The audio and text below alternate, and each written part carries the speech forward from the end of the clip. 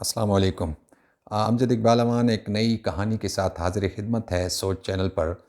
آج کی کہانی کچھ یوں ہے کہ ایک کتا جو تھا وہ کسی بادشاہ کے محل کے ایک کمرے میں بند ہو گیا، اور اس جو کمرہ تھا وہ کافی بڑا تھا، لیکن اس میں خوبی یہ تھی کہ اس کے چاروں طرف آئینے لگے ہوئے تھے جس میں انسان کو اپنی شکل نظر آتی ہے، کسی بھی جاندار کو اپنی شکل نظر آتی ہے۔ تمام کمرہ آئینوں سے بھرا ہوا تھا، چاروں طرف آئینے تھے۔ تو کتا بند تو ہو گیا، چوکیدار کو بھی سمجھ نہ آئی، وہ چلے گئے، دروازہ بھی بند ہو گیا۔ اب کتے نے جو آس پاس دیکھا، چاروں طرف دیکھا، تو اس کو آئینوں میں کتے ہی نظر آئے۔ تو وہ بہت گھبرایا اور اپنی گھبراہٹ کو چھپانے کے لیے وہ بھونکنا بھی شروع کر دیا اس نے۔ یاد رکھیے، جو گھبراتا ہے وہ اس طرح کی کارروائیاں کرتا ہے، تو وہ تو جانور تھا۔ اپنی گھبراہٹ چھپانے کے لیے اس نے جو ہے بھونکنا شروع کیا، اور خوفزدہ ہوا کہ اتنے سارے کتے کہاں سے آ گئے، یہ تو مجھ پہ حملہ کریں گے تو مارا جاؤں گا۔ لیکن وہ تھے تو آئینے، اصل میں تو نہیں تھے۔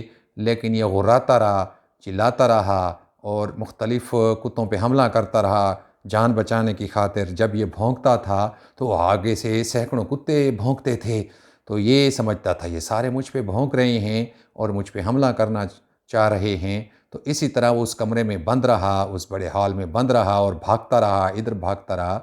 تو صبح جب چوکیدار آیا اور اس نے دروازہ کھولا اس میں، تو ایک کتا جو تھا وہ خون میں لت پت اس کمرے میں پڑا ہوا تھا۔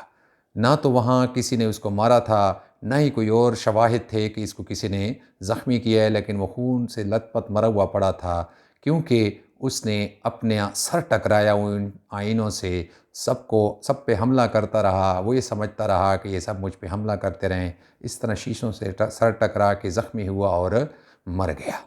ہمارے ہاں بھی ہماری سوچ کچھ لوگوں کی ایسے ہوتی ہے کہ جو اپنے اندر وہ محسوس کرتے ہیں وہ دوسروں کے لیے بھی محسوس کرتے ہیں۔ لالچی آدمی کو دوسرے بھی لالچی نظر آتے ہیں، اور جو رشوت خور ہوتے ہیں اسے دوسرے بھی رشوت خور نظر آتے ہیں، جو حرام کھاتے ہیں اسے دوسرے بھی حرام کھاتے ہوئے نظر آتے ہیں۔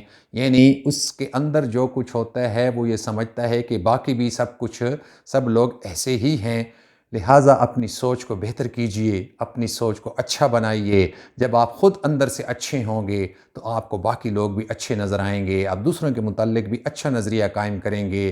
بصورت دیگر آپ خود کو بھی نقصان پہنچائیں گے، اور اسی طرح بے چین بھی رہیں گے، بے قرار بھی رہیں گے، اور لوگوں میں آپ کو خود میں برائی ہوگی تو لوگوں میں آپ کو برائی ہی نظر آئے گی، کسی کی اچھائی نظر نہیں آئے گی۔